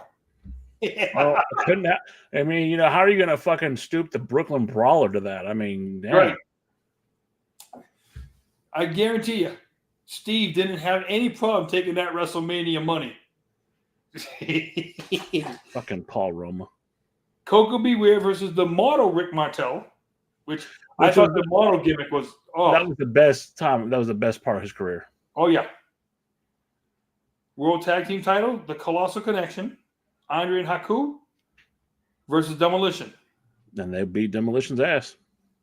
I thought Demolition won the title. I thought that they took the belts off of the Colossal Collections, or the Colossal Connection took the belts off of Demolition. Oh, because it says here they were the champion. Oh, so it was a rematch? Yeah. Okay. Singles match. Hercules versus Earthquake. If I'm right, Earthquake crushed Hercules. Well, that was the thing. Earthquake was a big boy. And he was, Tenta was a big guy. And he just liked to fuck. And he showed it. He was a big fat guy who was I don't know. He terrified me as a child. Mr. Perfect versus Brutus Beefcake. With the genius. That's Done correctly, that could have been a good match. Now, here comes the match of this thing to where it bring a lot of controversy. Bad News Brown versus Roddy Piper. We've talked about this match multiple times, you and I. Am I black or am I white? Right. He could never get away with it now. What would the publicity be like if he did that now? But the thing was this, Bad News Brown was basically running on a narrative that if he was a white wrestler, he would have gotten more opportunities. Right. He would have done this. He would have done that, blah, blah, blah. Bad News Brown, I'm going to be honest, was a mid-card fucking talent and barely won at that. He was a step away from being a jobber. He had nothing charismatic about him other than he was a good hand in the ring. That's about it to me. I got some bad news for you. He was before time. Barrett did the fucking Bad News gimmick better than he ever did. Right. The Hart Foundation versus the Bolsheviks. The who? Correct. Next.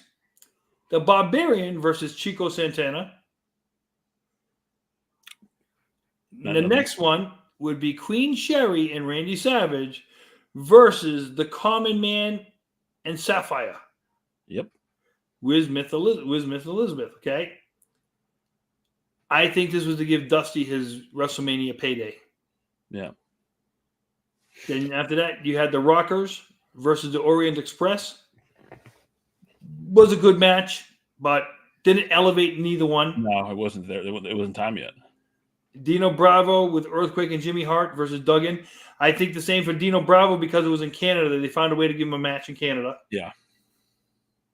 DiBiase versus Jake Roberts. That was a hell of a match. And this was the turn of Jake. This is when Jake was, like they couldn't help but fucking love Jake. And that DDT was so devastating.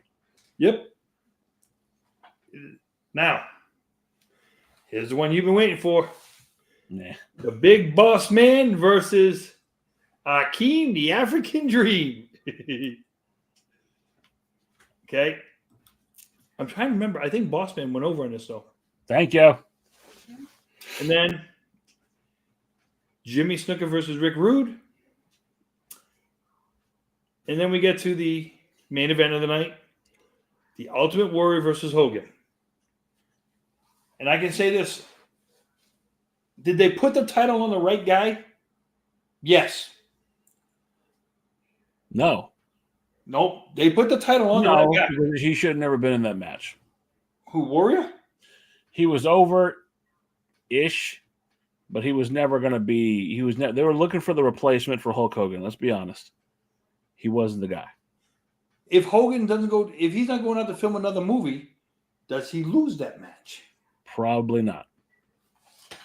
Okay.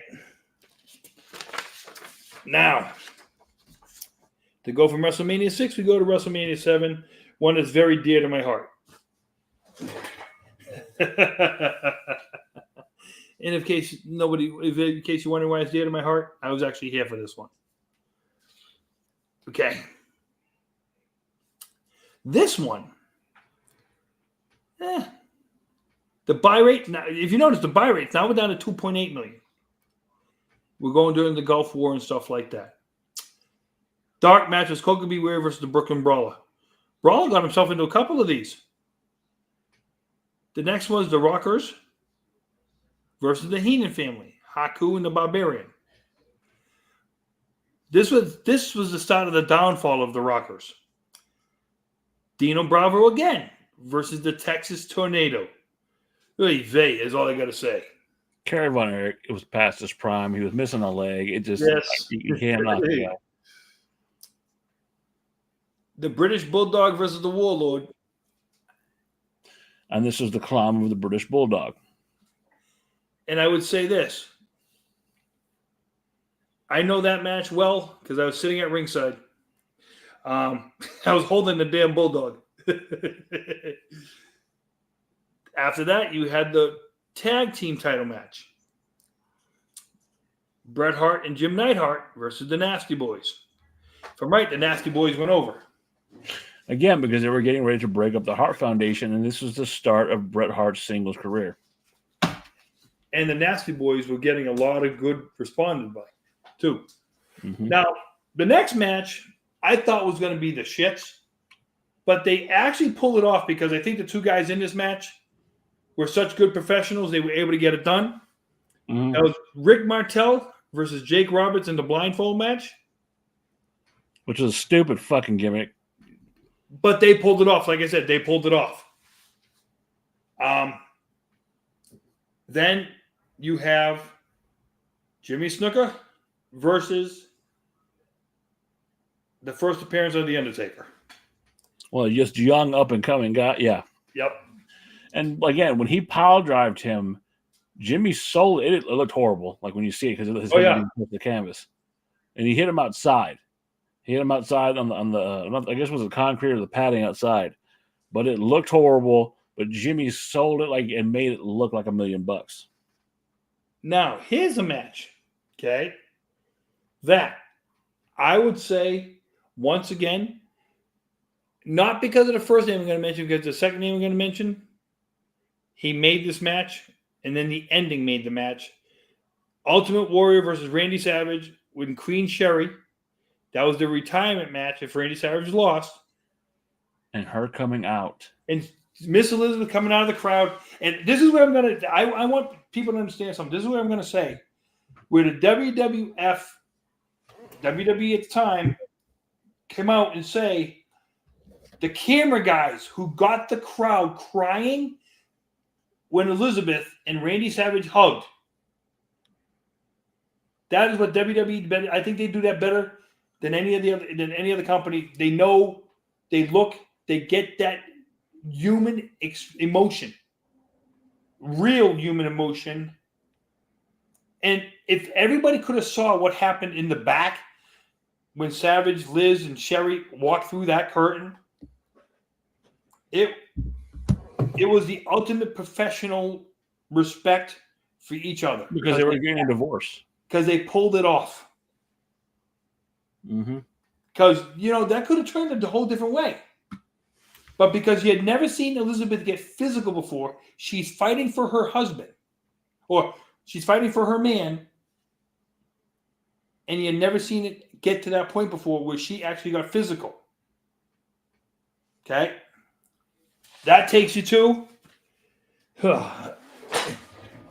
Katao and Tenru versus Demolition, Crush and Smash. I don't even want to remember that match. I think, but they had Mr. Fuji, and that was a brutal match. Next one, you had the Big Boss Man versus Mr. Perfect and Bobby Heenan for the Intercontinental Championship. Something Boss Man didn't win. Again, Boss Man. Again, this is a time when Boss Man was not the same guy. He couldn't come out and be that dirt cop carrying a Georgia hard time. He went over to WCW right after this. Yep. Greg Valentine versus Earthquake.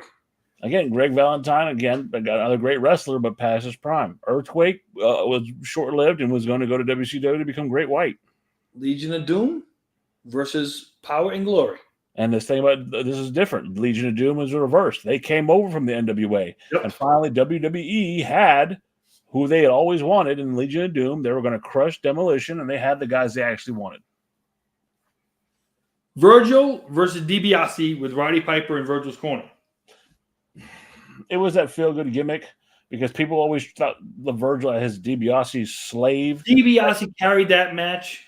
Absolutely, Virgil was shits in the ring. Yeah. Now the next one, the Monty versus basically El Matador, Tito Santana. Okay. Yeah. And then you get to the championship, which I will say this. The right two guys at the right time with what was going on in the world. And I will say to this day, Sergeant Slaughter pulled off the ultimate gimmick at the ultimate time, even though it could have cost him his life. The death threats were too much, but again, that's how people felt about all that. But I will say Slaughter did the job, and he did it well. And you know what? You can't complain when the United States military can't protect you because of how you've taken this thing. That's when you know you've done your job. Now we get to now. I don't know. I want you to point out here. As I've been going through this, and I've been seeing these buy rates going down. Yeah. I don't know if the buy rates are going down because of the change in they've even talked about it. Like the WWF was in the middle of the steroid scandal as well. All that stuff was going on. The fucking, Vince was not looking great, and they were getting smaller and downsizing. The land of the giants was no longer the land of the giants. It was becoming something different.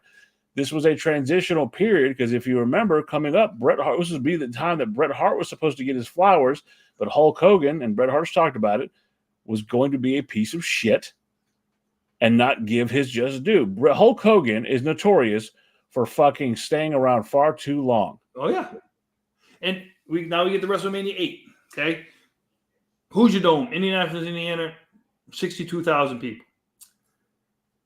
Dark match, the Beverly brothers, Bo Beverly and Blake Beverly, which they have I think the two guys in AEW right now, I swear they're them guys with robes, versus the Bushwhackers. To me, because Butch and Luke were took into the gimmick roles of the happy, go out there, make the fans happy thing, not that big. The match after that, Shawn Michaels with Sensational Sherry versus Tito Santana. And again, this was a platform for Shawn to start the trek to become Mr. WrestleMania. Remember, a couple months earlier, he had taken out Marty. Throw him to the fucking barbershop. Yep. Match after that, Undertaker versus Jake the Snake. And what a build for that match. Oh, yeah. This was him turning face, him going, Whose side are you on? Not your. Oh, man. Because remember the whole "Do you trust me" angle? That was only at SummerSlam, which was what, 6 months earlier. That's what he tortured fucking the Ultimate Warrior. Yes. So you go from that to Roddy Piper as champion versus Bret Hart, Intercontinental champion. Obviously, Bret Hart won that. I think they did that for Piper. I think they were giving that. Yeah, it was clearly a give back. But what better guy to give it to him than fucking Bret and the match they had? Oh, yeah. Now your 8-man tag match where you had Jim Duggan, Sergeant Slaughter, the big boss man of Virgil. Now, think about this. In 1 year's time, Sergeant Slaughter is now a babyface. Okay? He was such a transitional character. You could do both with him. Against the Nasty Boys, the Mountie, and Repo Man. Don't you ever talk shit about Repo Man. Which, if you think about everybody in these matches, I think that was just a payday because it didn't do nothing for anybody. But that's what all those like battle royals and stuff. That's what that's generated for. Then, for the world title, for the world title, Ric Flair with Mr. Perfect versus Randy Savage. And Savage deserved it. Yep. He got it back. Savage absolutely deserved it. With everything with Elizabeth, this was the first time that he was, after the whole Mega Powers blow up, they were back together. This is what the fans wanted after the last WrestleMania. I mean, shit, you couldn't go wrong there. My question is, we'll talk about it in a minute. The next match after that, you had Tatanka versus Rick Martel, which talk about Martel's almost out the door. It should have never been. That should have been the main event. Tatanka versus Martel? No, Macho versus fucking. Oh, yeah, absolutely should have been. But this has started a trend where they started doing that shit. And I know what Hogan was the fucking main event again against Sid Justice. And I guess he had turned into Sid Vicious at this point, but it was stupid. No, he was still just Justice. But after that, like I said, after Tatanka versus Martel, you had Money Inc., IRS, and Ted DiBiase with Jimmy Hart versus the Natural Disasters. Mm-hmm. Okay, Earthquake and Typhoon. You know, like I say, Typhoon will be going into the Hall of Fame, which I don't believe he ever earned enough. Listen, he didn't do shit. When he came out with a Shockmaster gimmick and screwed that up, any Hall of Fame thing should have been wiped off the plate. Then you got Skinner versus Owen Hart. And, of course, you had the championship, Hulk Hogan versus Sid Justice. You know, I can't dwell on that because that was a brutal match. That was a brutal match. Now we get to number 9. So the pre-match, the pre-show, now we're down to 2 million buys. So we went from 8 million at 3 to 9. We're at 2 million buys. 15,000 people in the building. El Matador versus Papa Shango was the pre-show match. With Papa Shango, also known as the Godfather, Good Father, you know, he was a damn good hand. But you're getting out of the era where people are tired of fucking gimmicks. Yep. You know, and people want something real. That's why the NWA, that's why WCW and all that started picking up momentum here. So the WWF Intercontinental title match. Tatanka with Sensational Jerry versus Shawn Michaels and Luna Vachon. Shawn Michaels obviously went on and won that match. And he was the first one to beat Tatanka. But what blows my mind with this is, again, the gimmick shit. It just didn't do it. Not at all. This did not do it at all. So now the other one. So now we go to the tag match. The Head Shrinkers. Fatu and Samu with Alpha versus the Steiner Brothers. I think this might be the one and only WrestleMania. No one was look. Okay. We talk about great tag teams. The Steiner Brothers were just a head and shoulder above everybody back then. And they almost looked real. They were fucking real. No one's going to tell me these motherfuckers. They could be. Look, I would have hated to see it because it would have been bloody. But there's not too many guys that I think could have fucked with the Steiner Brothers. Not even the Legion of Doom. Next match. They were the varsity club that everybody wished they were. Let's go to Crush versus Doink. We can go on. We can go on with that one, but I mean the setup to that was great because he fucking what he did to Crush beforehand, and he had been fucking with Crush, and finally this was supposed to be Crush's get back. Then we go to Razor Ramon versus Bob Backlund. If you knew what Scott Hall was capable of in Florida and when he was in AWA, you knew this was going to be a quality match, and it was for what it was. Yep. But Bob Backlund was no longer in that prime. He had come back for the 4th time or something like that. This is not Bob Backlund against the Iron Sheik. This is Bob Backlund, but with a lot less days left. Now we go to the World Tag Team title. Money Inc. versus the Mega Maniacs. Brutus Beefcake and Hulk Hogan with Jimmy Hart. I'm glad they kept the title on Money Inc. Yeah, I'm glad they kept the title on because we'll talk about that later on. Because the next match, we've already talked about this guy once tonight. Mr. Perfect versus Lex Luger. And I hate to say this because I love Kurt Hennig. Yep. The next match was even worse. The Undertaker versus Giant Gonzalez. And I'll say this again: you wonder why the buy rate's so fucking low here at this point. Then we get to the World Heavyweight title: Bret Hart versus Yokozuna. Now, let me preface with this: Yokozuna, one of the best big men of all time. One of the Yes. greatest people of all time. Beloved. And when I say beloved, I mean by everybody. Taker has shed tears for this man. People have talked about how much of a stand-up individual he was, a family man, everything. I thought the fucking making him a Yokozuna from Japan, even though he was fucking Samoan, was crazy, but no one got it over like he did. And the ending was bullshit. you know what it reminded me of? Another Hogan power play? When Jeff Jarrett laid down for Hogan. You know what it reminded me of? When Hulk Hogan decided to fucking play fucking... He played his trump card, his creative control. At Starrcade with Sting. Oh. And he told fucking Nick Patrick, fast count. What's going on, Jacob? So the thing about this is, if you think about it, that was the end of Hulkamania. For a long time. Long time. Now we get to number 10. Number 10. This was the rebirth for me of what wrestling was supposed to be. But go on. Okay. We're back in Madison Square Garden.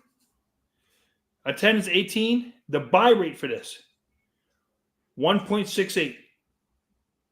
So every year the buy rate went down. Until the next year after this, which we'll talk about in 2 weeks. Dark tag match with the Bushwhackers versus the Heavenly Bodies, like Jimmy Del Rey and Tom Pritchard. Okay. With Jim Cornette. That was probably a favorite for Jim Cornette. Then we get to the actual matches. This first match, Owen versus Brett. Amazing. Could they have done any more in this match? No. They showed what fucking pro wrestling an in-ring competitor could do. And no one knows each other like brothers. And they fought like fucking brothers. The best part about this, and I hate to skip ahead a little bit, was the ending when Brett had finally beat Yokozuna. And who's standing in the inch away like this? Uh-huh. Oh, but for the record, it was Owen that went over in the first match. Yes. I'm trying to remember. Is that the one with the mother threw in the towel? Yes. Yes. She didn't want to watch her son's fight. But Owen still won. He had him in the sharpshooter. Correct. He beat him. Next was a mixed tag match. Bam Bam and Luna Vachon versus Dink and Doink. I love Bam Bam, and I love Luna. I'm not even going to fucking sit here and joke. I love Luna Vachon. Falls Count Anywhere 60-second count match. Randy Savage versus Crush. I don't remember this one. Neither do I, and that probably explains more than we need to. Alundra Blaze versus Leilani Kai. They had some of the best matches ever for women back then. And Alundra Blaze, say what you want, also known as Medusa in WCW. Amazing. Now, WWF World Heavyweight. Oh, no, hold on. Wait a minute. I've almost forgot one. Hold on. Let me rephrase this. The next match was a World Tag Team title match, which had the Quebecers, Jacques and Pierre, with Johnny Polo.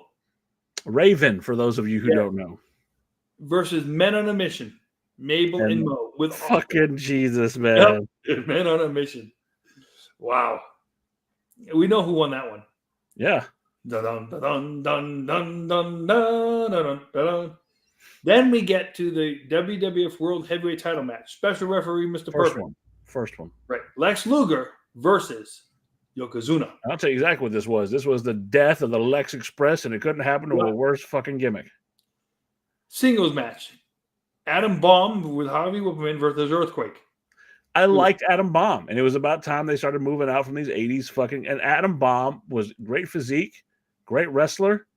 He went on to be Wrath in WCW. I think him and Brian Adams did some great work together. I mean, he was, loved him.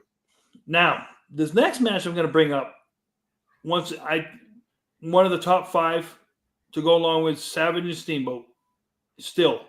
Ladder match. Shawn Michaels and Razor Ramon. in And the if you ladder look at it now, through the vision of today, it probably doesn't live up to standards because of shit like AEW, where you have to basically wrap the ladder in barbed wire, put thumbtacks in there like fucking Home Alone on every step, and fucking set the bitch on fire while fucking napalm shooting out of the ring and out of everyone's ass for it to be a fucking match. But this was a classic ladder match. It was amazing. I think the next one that would actually show competition to this one was SummerSlam with The Rock against Triple H. Amazing. You know what the thing is too is, so you can understand this. It bring a different level to wrestling. It bring wrestling to a whole different level. No, see, Because- again, I think Razor or Scott Hall said himself, Shawn Michaels went out there and had a fucking classic match with a ladder. It still takes two to tango. It does, but Scott Hall said it himself. Shawn Michaels in that match was the guy who elevated his stock. I would compare it to the Macho Man and Ricky the Dragon. Yes, Scott Hall won that match, but who's the one who fucking was elevated? Oh yeah. And then you get to special referee Roddy Piper, Yokozuna versus Bret Hart. Bret Hart goes over. It was the beginning of the new generation. And the thing about this is, I want to do this because it helps us relive, and you don't understand, and I've tried to a lot of times. The thought process, like we're going into WrestleMania 41 in a little over a month, 5 weeks from today. They're already going to be building for WrestleMania 42. They're already putting together WrestleMania 42, even though we're only going into WrestleMania 41. Okay? And by doing that, you have to hope all your pieces come into play at WrestleMania 41. Because if they don't, you'll still get to WrestleMania 42, just maybe not where you want to get to. I heard Paul Heyman say he always writes the last book first, the last chapter of the book first. But, okay, you say that, but here's the thing. I'm so happy with that because the biggest flaw with WWE for the longest time is they never did long-term booking. They stopped it years ago. What they have proven with the bloodline storylines, that with injuries and everything else, they can commit to a fucking program that lasts 4 years. And what people now call that is the greatest storyline in wrestling history, arguably. And it's not even over yet. No. Where does it go? Where does it end? How? Well, maybe no. I think it is over. I think that it ended with fucking Solo and Roman, where he got the Olafala. The bloodline is not a thing anymore. You have the new bloodline, Right. which that is a fracture. Let's call it a sequel. And I think that ends with this WrestleMania. We haven't got announced yet, but Jacob is going to face Solo at WrestleMania. Mark my fucking words. Here's my question for you though. Where does the bloodline go if Jay wins? There is no bloodline. But I do tell you, I think this, if Jay wins that belt, we may see Roman walk out and look at him. With the Ulafala? Maybe. But I don't think the Ulafala matters anymore. I think Jey Uso, and I know that Jacob has brought this up before. Where does Jey Uso go? He still has one great mountain to climb. Jey Uso has to beat Roman Reigns. Jey Uso needs to prove not only to the fans and everybody else that he's deserving of that spot. If he even beats Gunther, he needs to prove without a shadow of a doubt that he was never fucking Roman's whipping boy, that he is worthy to be the head. As my wife puts in the chat.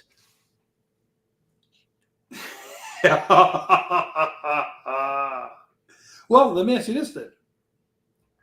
For the next time we see each other, we will go through 11 through 20. What do we see in the next 2 weeks? More of Jay getting his ass choked out by Gunther. They're going to bury Jay up until WrestleMania, and that last Monday before WrestleMania, they're going to finally have Jay get his comeback, and then you're going to believe. You're going to be scared. You're going to think this is going to be a squash, but you're going to want to believe that the Yeet is alive and well. And where do we go from there? I don't know. But we've hit time, and it's time to go. That being said, I am Dan. That is Gerard. We are speaking for Jacob, who's still fucking, as of his last message, having a wonderful time at work. We will see you not this coming up week, because, again, I'm moving. But the following week, we'll be back with WrestleMania 11 through 20, and still talking about current wrestling news. Thank you guys for joining us. We are the Marks. Have a good night. All of you Marks have been listening to the Marks Podcast on YouTube. Calling all the grappling fans, from body slams to high-flying plans. Join the chat, hear the scoops. Jump in quick, don't be a stoop. We're throwing down.